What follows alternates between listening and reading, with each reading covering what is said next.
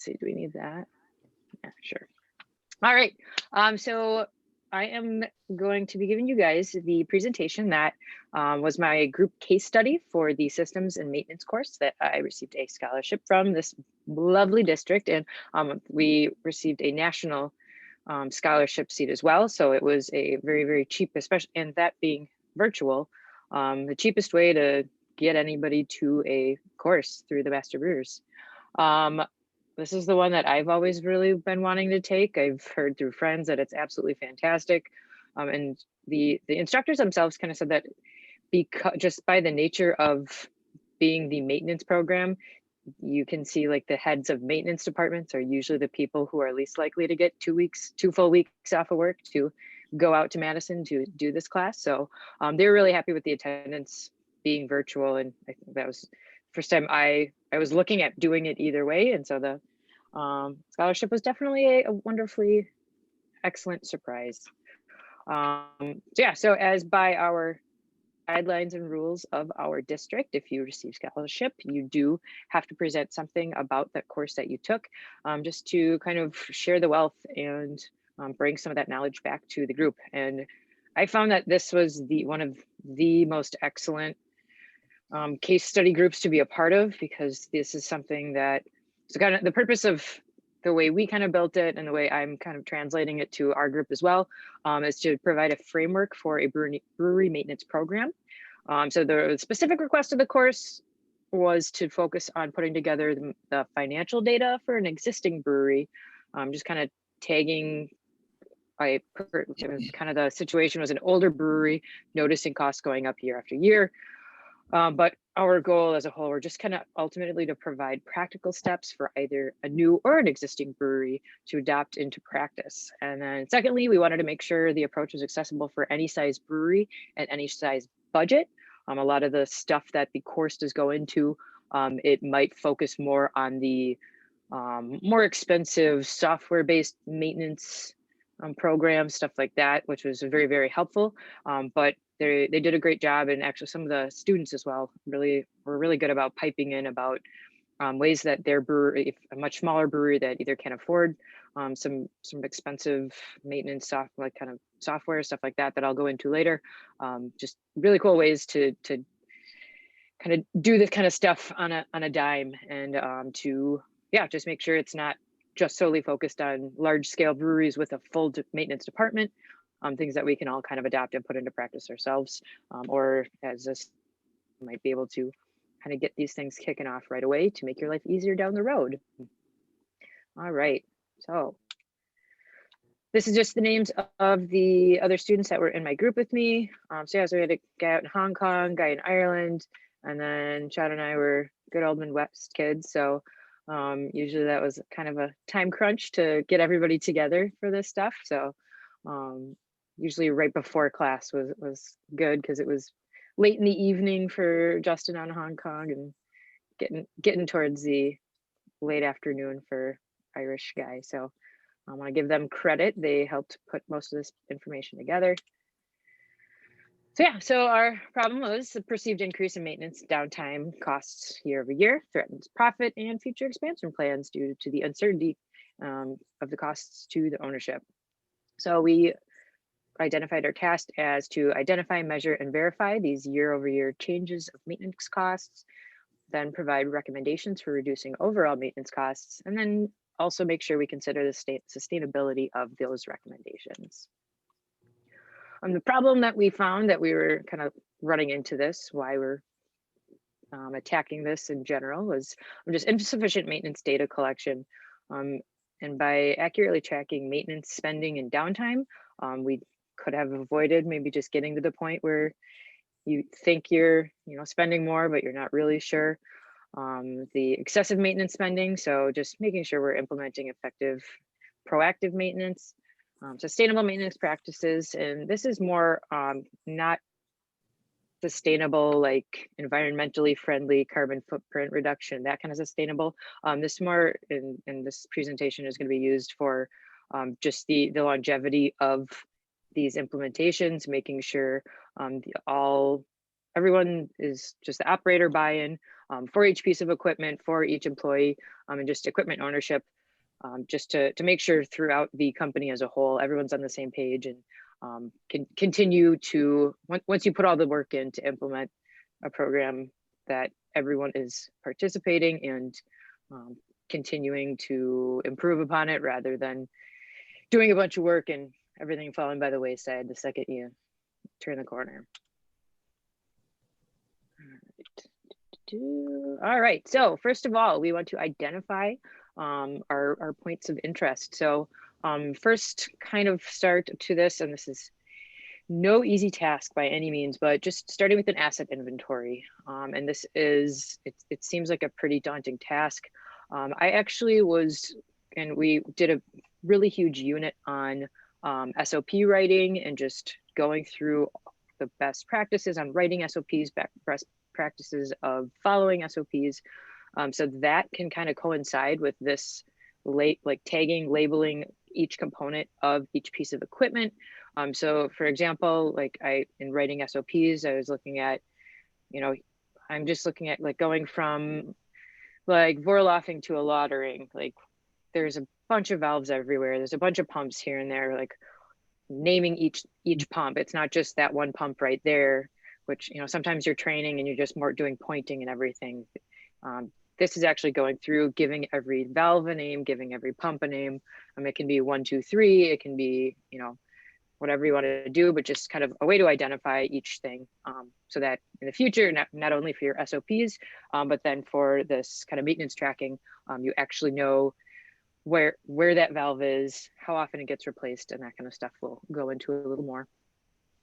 Serviceable parts list, that is also very, very important to have. Then you can categorize things by expected service life, and that way you can kind of just kind of looking through it, and you can go, and this we recommended bi-monthly, but I think it just depends on the size of your brewery.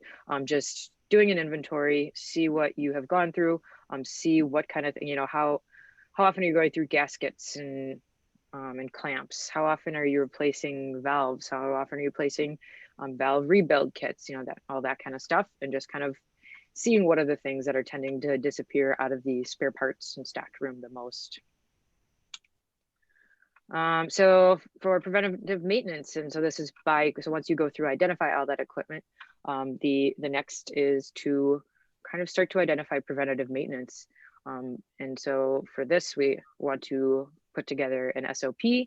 And so just take that list of preventative maintenance tasks, organized by frequency, put together a nice standard operating protocol for each of those PMs, and how often you want them done. Then you're going to estimate the cost of each of those things, which includes not only the labor, but consumables. So like the chemicals that it costs, what cleaning process, how much caustic or acid or whatever you're using to deep clean something for these PMs, things like oil, gaskets. I know whenever we do a PM on our centrifuge, there's a whole kit that either it's a intermediate one that you just need a handful of gaskets and other things, and then there's the big overhaul. So some of that stuff can get pretty pricey. Mm-hmm. All right, and so the next is the downtime estimates. And so you can first of all go through and kind of categorize each downtime. And so by this, we're meaning like emergency or unplanned. So when you have just a straight up breakdown in the middle of production, that's going to be kind of the big red flag. Preventative shutdown, so things that maybe you are noticing something before it actually becomes a problem and causes a stop in production. But then you want to, so it's maybe not planned, but still a shutdown that's not based on a total breakdown of a piece of equipment. Corrective, so that's kind of maybe happens at the end of a production run if you notice something is just not kind of doing its job as well as you'd like it to. It's not performing up to your expectations, fixing that up afterwards. Then there's predictive and proactive versus just straight up improvement. And so that is all kind of just decide which ones are those things, how much time are you taking for each of them, which ones are, what is what kind of downtime is that responsible for each of these maintenance things. And then recording the reason.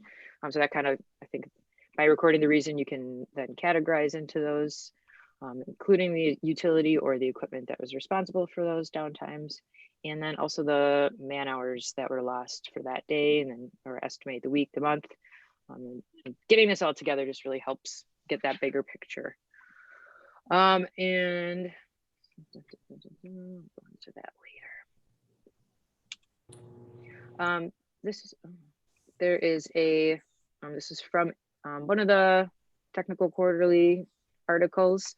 This is kind of the, so of those categories of downtime, this is the balanced maintenance strategy. So you see here, 2% of downtime should be for emergency stoppages, 8% should be unplanned, and all the rest should be planned and things that we are kind of scheduling ahead of time, working into our production schedules.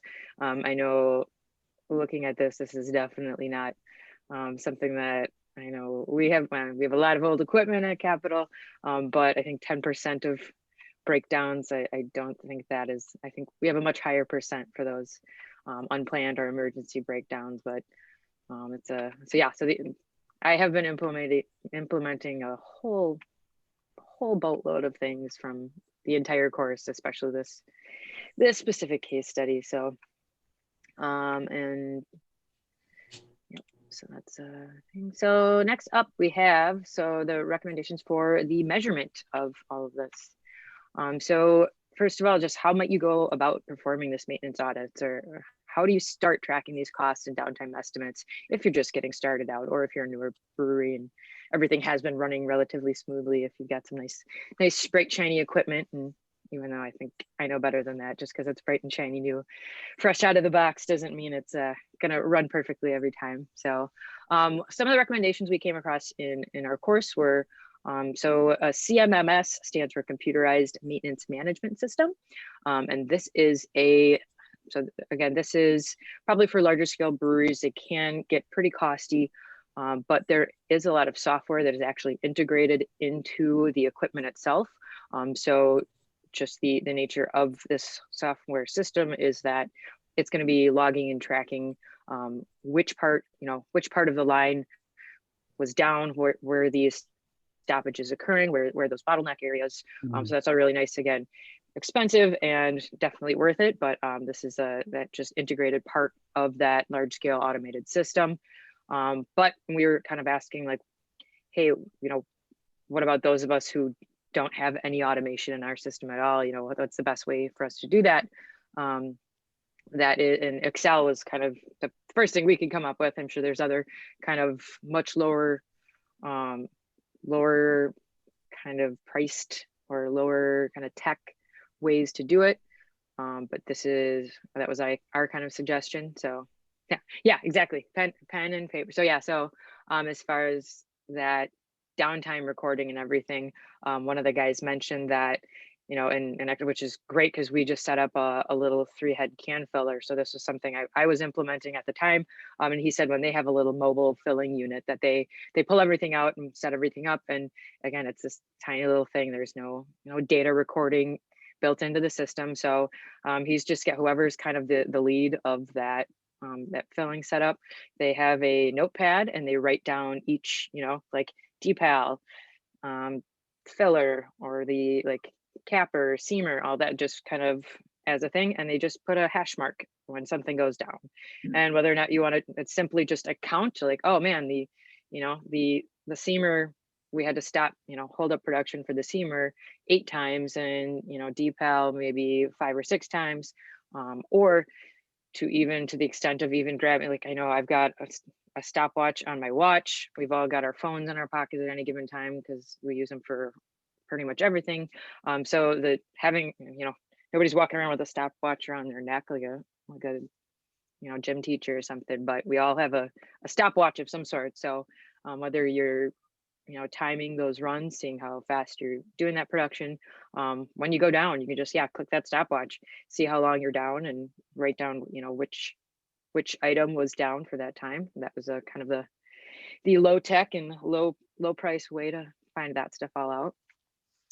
So these management systems also, they have the full, the entirety of the software is basically you go into the folder, you click on a piece of equipment, and either it's going to pull up your SOPs for anything you want to do with that piece of equipment. It's going to pull up a history of any preventative maintenance or service, or anything at all. So it's just basically one giant database of every piece of equipment, all of those accessories, all the parts around it, what has happened to them prior to now, what should be happening to them in the future, the schedule of PMs, for example. And just, yeah, so it's this huge thing that in theory, yeah, you can absolutely just go into Excel and create a new tab or a new workbook or a new spreadsheet for each department, and then from there put each piece of equipment, and then from each piece of equipment, yeah, your service, your PMs, your all that little stuff. Anyways, so yeah, so that was a big part of a handful of classes that we went over. So from that, just pick a tracking method that works for you and your budget. And then so on top of that, we can categorize our maintenance work orders. So the maintenance work order is another thing that we definitely don't have. We have a very small team, but larger places with a full maintenance department. It's not just like you call, you go around and grab somebody like, hey, I need you to come fix this.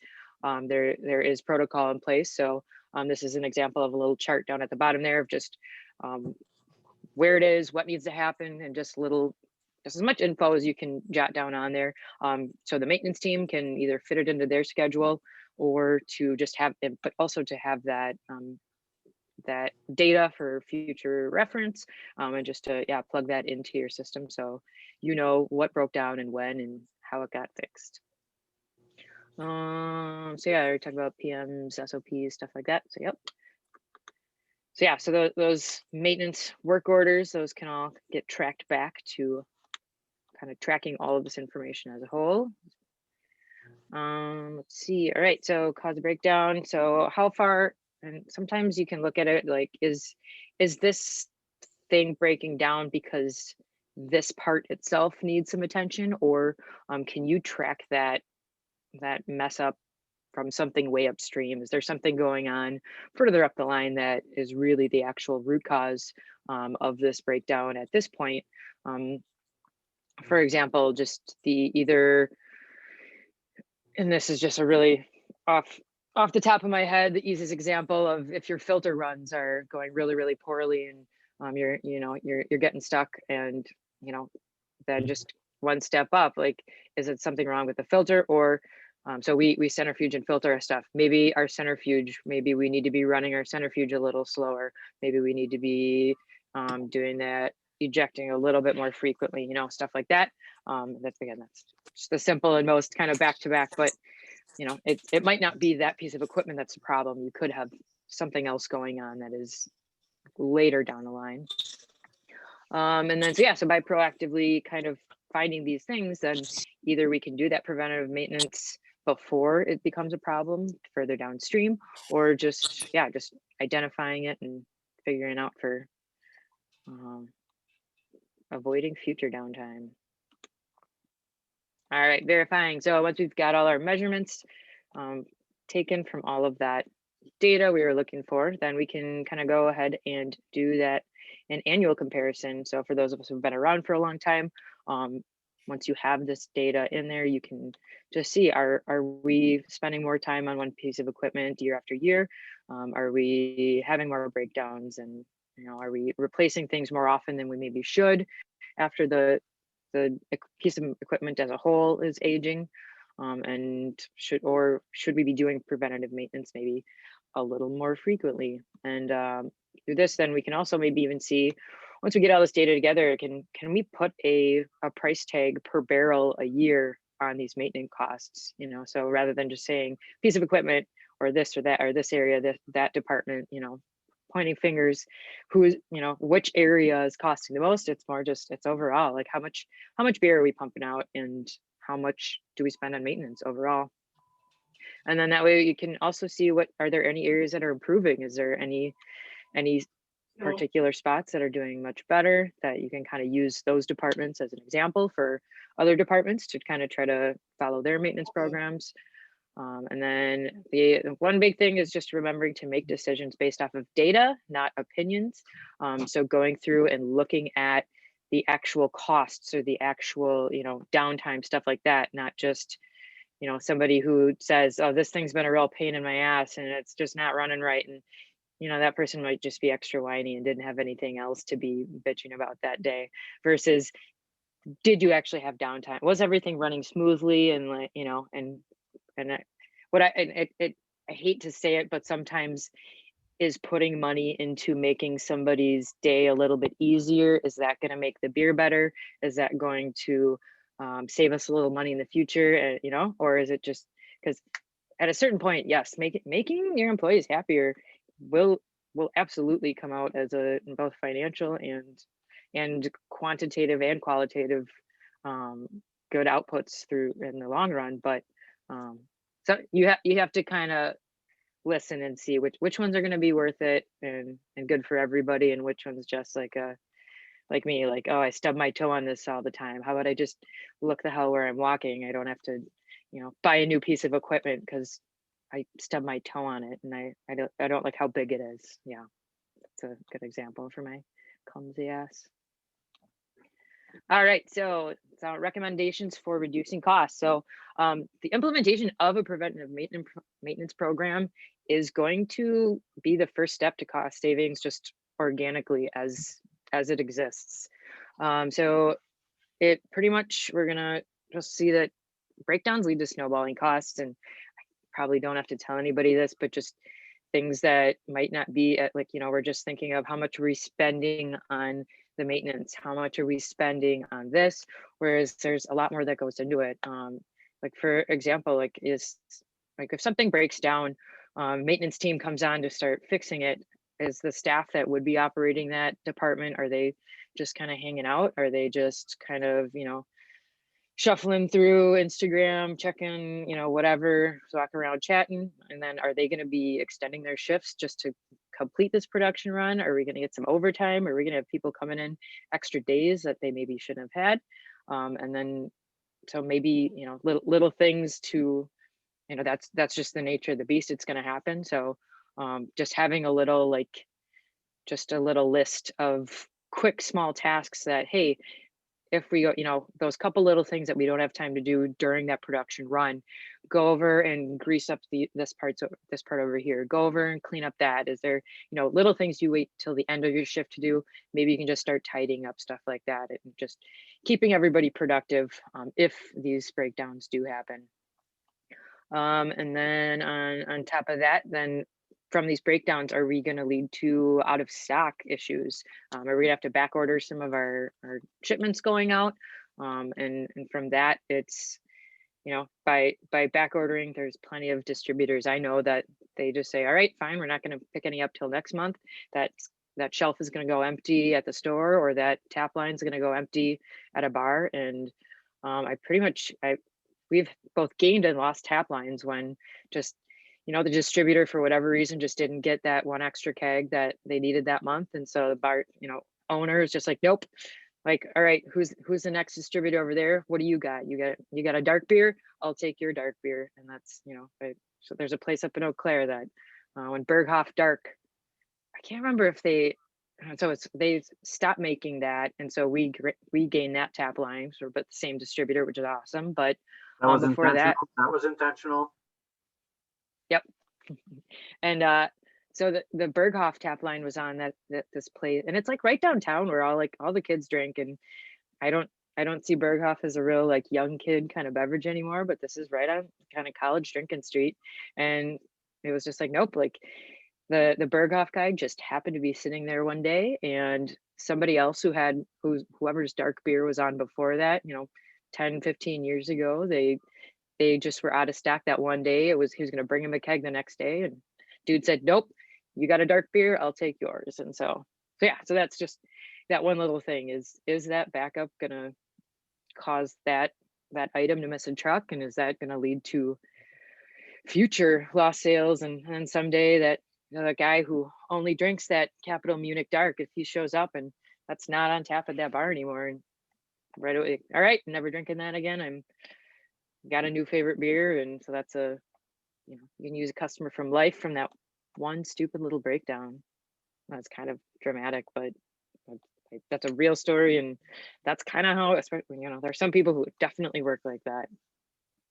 And on top of just the lost placement, the lost sales, the upstream production delays, the amount of time that it takes to plan and schedule, to get all this beer out, to get all these things in packages, get them out onto orders, to have to say, okay, like we can't finish this run, there's a breakdown. Well, now we can't brew this beer that we need a month and a half from now, because this tank that's supposed to get empty is supposed to have this one moving into it, and then we can't do this.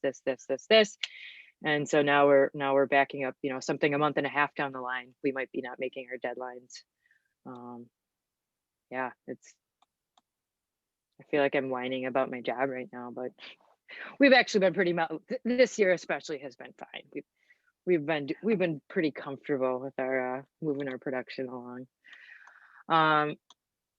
Yeah, all right. So next, the maintenance and supply spare parts inventory. So this is something that you kind of don't think about. It's really, really nice if something's broken to just go running back to the stock room and replace it right away. But that inventory is money. So that's something that in general, so one of the examples, so there's a guy named Chris who was I can't remember his last name right now. I really should have put him in here. So he was working for Lagunitas for a long time. Is it Lagunitas? Yeah, somebody out of Chicago. So he actually introduced us to that, the CMMS that we were learning quite a bit about. But he actually recently just took the head maintenance position at New Glarus. So he originally took this course, went up to the leader, kind of the head instructor of all the whole course in general, and said, hey, you know what, I think I could teach this class better than that guy.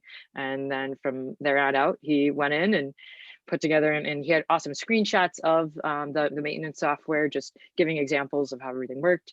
And then, but yeah, so apparently enjoyed his time in Wisconsin. So eventually, yeah, he started working over at New Glarus this past year. And but so his example was, he'd go back into the stock room and all of the different greases and lubricants for all the different pieces of equipment.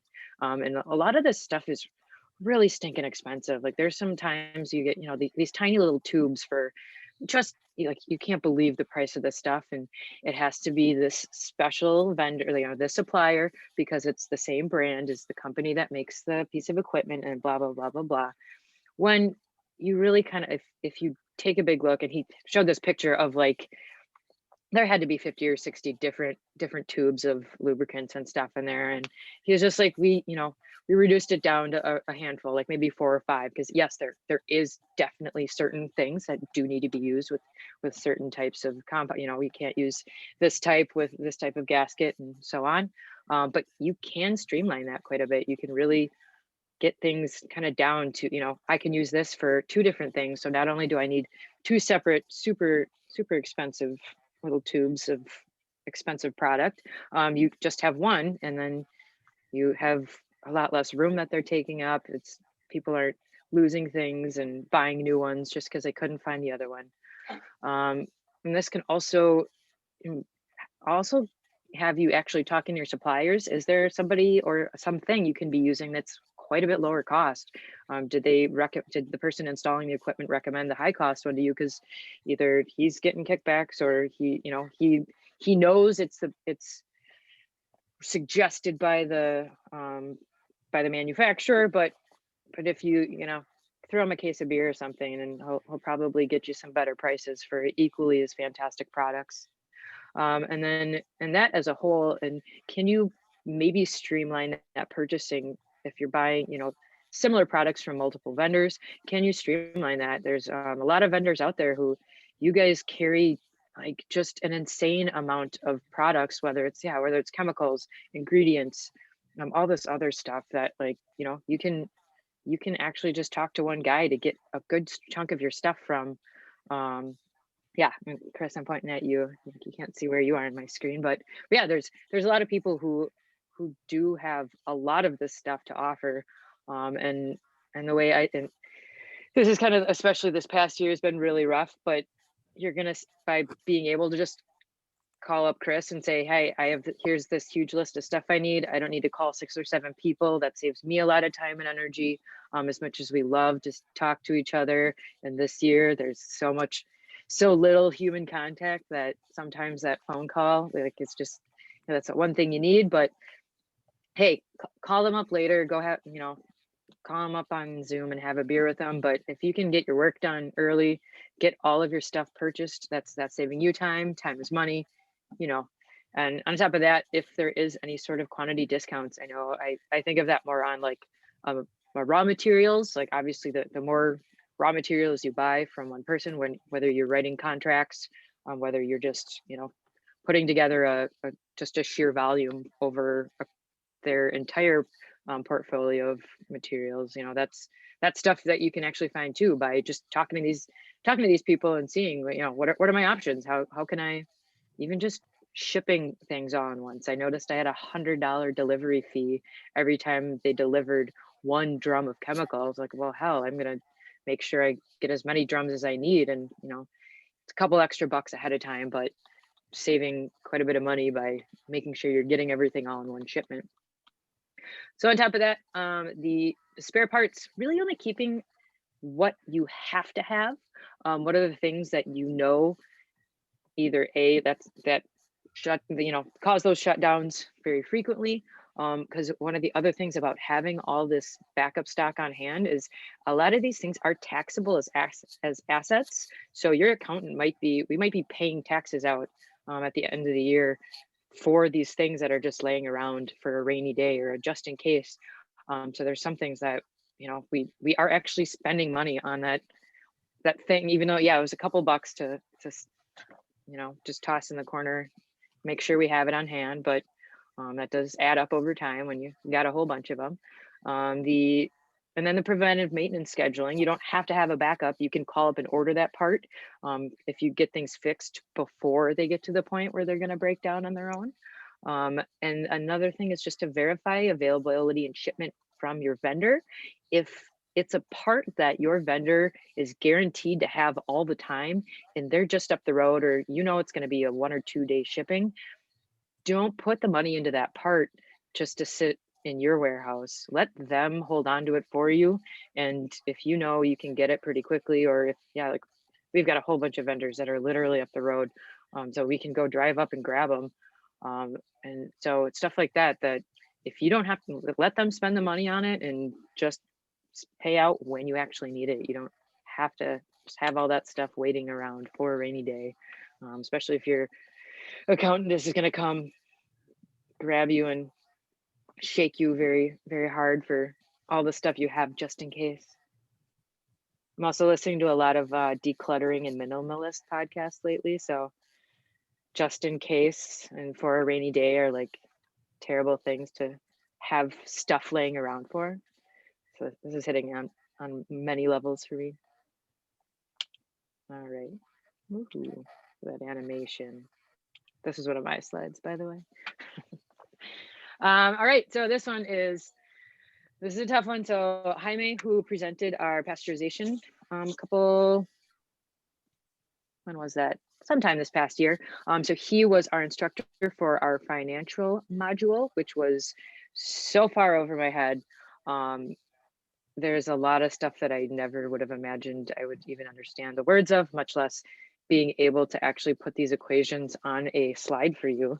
But so there comes a time when, once we verify the costs associated with each piece of equipment, collected and tracked all those maintenance audits and all of that stuff, then we can kind of maybe take this information and maybe propose to the boss new equipment purchasing. So this is kind of just going by not only energy efficiency, depending on the location. I know there's the just cost of electrical or gas or all that can vary widely depending where you are. but also just the newer, more efficient models. Are you, if you are able to pump out X more cases a year, are you going to be bringing in that much more money? There's, I mean, plenty of people out there who is just, they just can't run that line fast enough. You know, got your couple bottlenecks that are just slowing the whole process down. If you were pumping out that many more cases, could you get those out to the market? Could you be selling that much more beer a year? So those are the pieces of equipment you need to look at and see if it's going to be worth it. So this equation, and I'm going to very, very loosely summarize it because it's, again, so I had several emails back and forth with Jaime to make sure I understood. There are several different versions of this. And so, yeah, some of them cover the so comparing the cost of buying a used piece of equipment versus buying a new piece of equipment. So there's a specific equation used for that, just to make sure, you know, because depending on how long you expect it to work for, sometimes the used might actually, even though it seems like a bad idea, like that used piece of equipment might actually, if you only have a, you know, a 5 or 10 year or so that you're looking to kind of use that piece of equipment, you can kind of use these equations. I would urge you to contact Jaime to really get into those if you are going to be putting together proposals for your money people at your company. But the loose way to sum this up, so the present worth equations. So what this does, it takes, so the future sum, which again sounds really like, so the value of money today is different from the value of that money several years from now. So what we're going to take, so the future sum is the salvage cost recovered. So if we are going to sell this piece of equipment when we're done using it, that cost, and then that with the, which is also the percent of the original capital expenditure. And then also we take the yearly end period sum, which is the operating and maintenance costs minus the savings expected from either the more output or for the energy savings. So either, yeah, you're getting more cash back for that product, the extra product you're selling, or you are straight up saving up on your energy bill at the end of the month because this new machine is working so much more efficiently and low energy. And you take all of that into account and see, yeah, is this old piece of equipment costing me more than, I think, especially right now, like I know a lot of, like, money's cheap right now. People are just giving it away. The banks want people to have money. The interest rates are super, super low. So, you know, something like that, is it worth it to just borrow some money on a low interest rate to get that nice piece of equipment that's going to cost us X thousands of dollars less in overhead and maintenance costs, you know, whether it's month after month or through the whole year. And yeah, that downtime is going to be much, much less, and our overall is going to be it's going to work out a little better, or sometimes not. Sometimes that doesn't work out. So that is, there you go. All right, so sustainability. This one is, so this one was the Irish guy presented these slides, so his accent was really nice. So it was really wonderful to hear him read through all this, but this is really lengthy. I'm gonna try to, I can let you kind of read it if you want, but I'm not going to read every single sentence on here. This is kind of a lot to go through. But yeah, again, like I said earlier, sustainability is, are people going to buy in? Are you going to make sure that your staff of all departments, that they're all going to take these recommendations, take this overhaul that you want to do with this maintenance program, and carry it on? And so, yeah, let's see, just, and the big thing is just emphasizing to all departments that investment in the maintenance program will yield long-term quality and cost results. And I think the biggest thing is fixing something quickly with some duct tape and JB Weld might get those cases out and on, you know, off the line on the truck for today, but you do need to come back and do, you know, get it done the right way. The cheapest way to fix something, it's cheap today, but I guarantee it will cost you more money in the long run. And just making sure everybody is on the same page and just getting that together as a whole. And then, so again, ingraining maintenance systems, create an SOP program, which is robust and practical. So like I said, I've been working on that too, because it was kind of like for the extensive SOP program that the instructor brought us, and I think worked for a much higher level manufacturing industry and some like much more intense things that was quite a bit higher level than, you know, the very manual stuff we do at our place. But it's getting everybody on board to follow the steps, knowing what everything, you know, knowing how often and when the preventative maintenance needs to happen and following that SOP, but also just setup and shutdown of equipment, running equipment, keeping to those procedures will get you some, again, maintenance savings in the long run. If you know you're doing it the right way every time, you're not cutting corners and possibly creating more problems to fix later.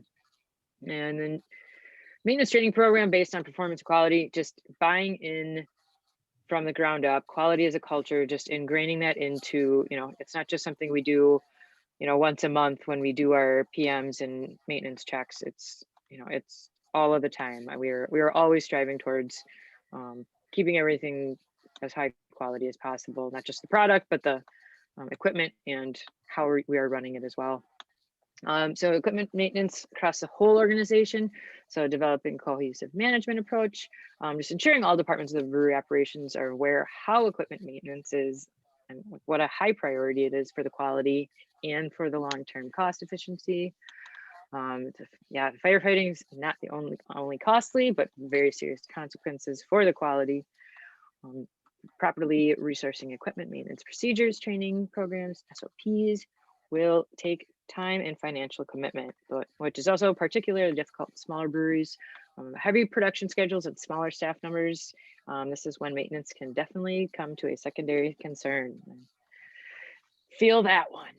Smaller you are, the less extra bodies you have to fix stuff, and that's when, yeah, makes it tough.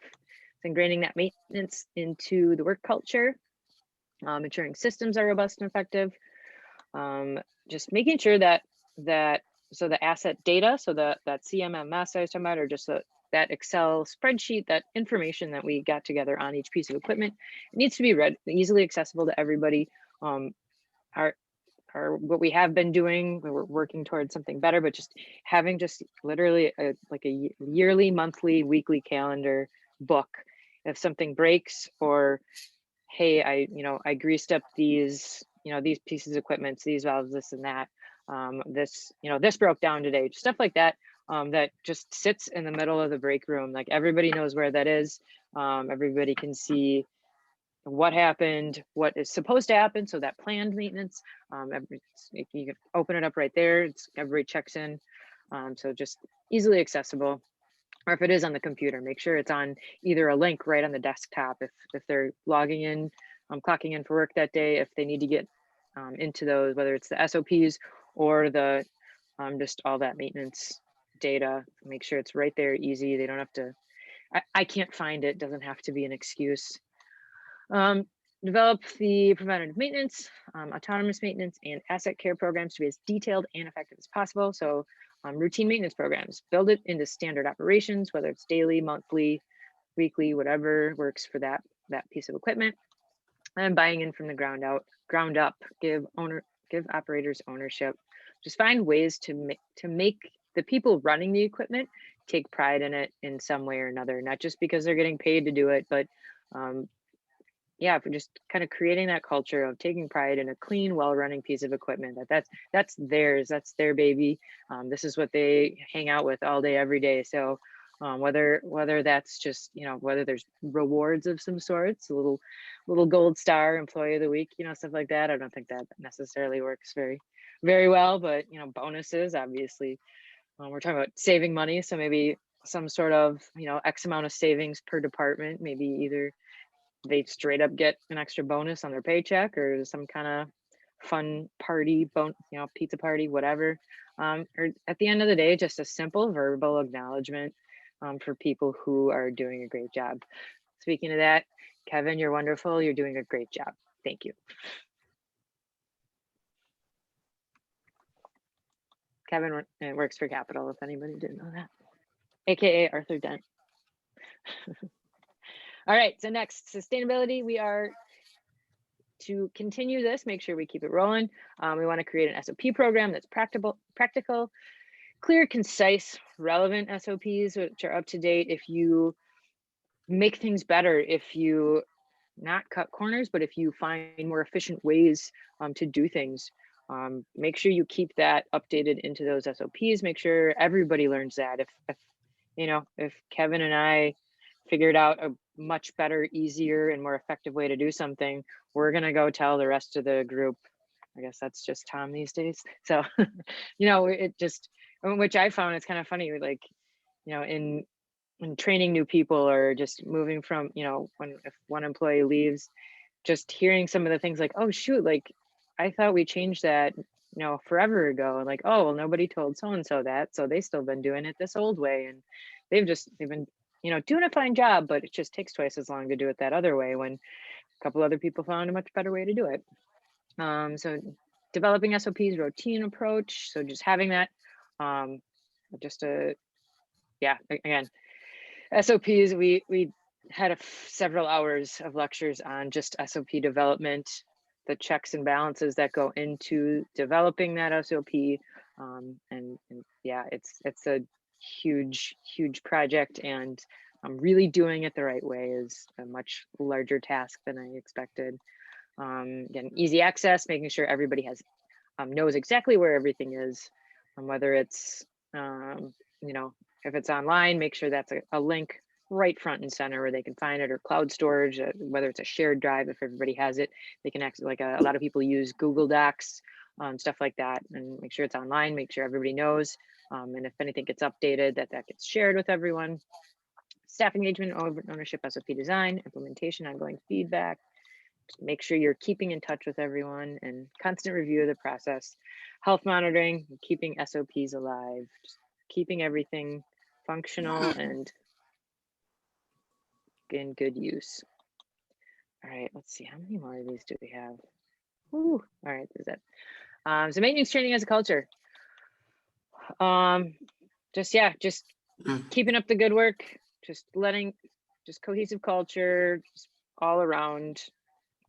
New in position plan. So in addition to just creating SOPs for everything, just having the plan to be trained on each of these SOPs, having that defined learning path just helps implement all the new maintenance, the maintenance program itself can be built into just everyday working.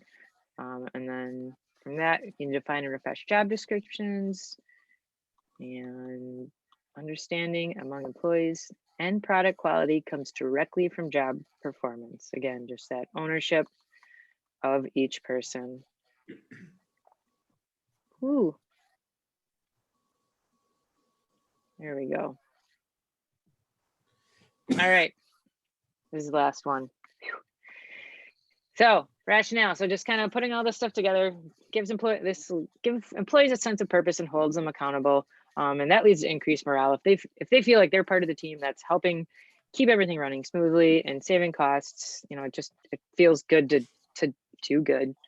Operators performing preventive maintenance allows for maintenance team to focus on important projects. So just keeping everybody knowledgeable of what needs to happen and when, rather than, again, calling in the guys to fix it when it has broken down. Allows brewery to move from reactive to preventative. It makes much less downtime. Can reduce our operational costs and overall energy, greater lifespan of equipment, and just greater lifespan of the happiness of employees. I know it's really beats you down when you just walk in and something's breaking every day. Greater lifespan of equipment, more accurate inventory management, and greater organization, accurately determining maintenance and manpower needed, so you're not over or under scheduling people to get certain tasks done. Leads to better future decisions and justifies needed expenses. It's that much easier to talk your boss into buying that new thing, or spending the money on this particular overhaul, because it's going to be better. And all in all, it will just lead to greater profits for the boss, and that's, I think, at the end of the day, what we're all getting paid for, right? Whew, the end. So these are references. Yeah, I will make sure this gets uploaded to the archives. And Heiberger, Chris Heiberger was the maintenance guy. That's why we put these reference sheets together, so I can give proper credit where credit is due. Questions, anyone? Phew, sorry, that was a lot. Yeehaw. All right. I don't have a question, but I'm pretty impressed that you know about JB Weld. I think that's like the second person you meet at when you start working for Capital. After no, I haven't used it in quite some time, to tell you the truth. That was Everybody back. knows. Yeah, there's not a respectable maintenance guy out there that doesn't have one of those two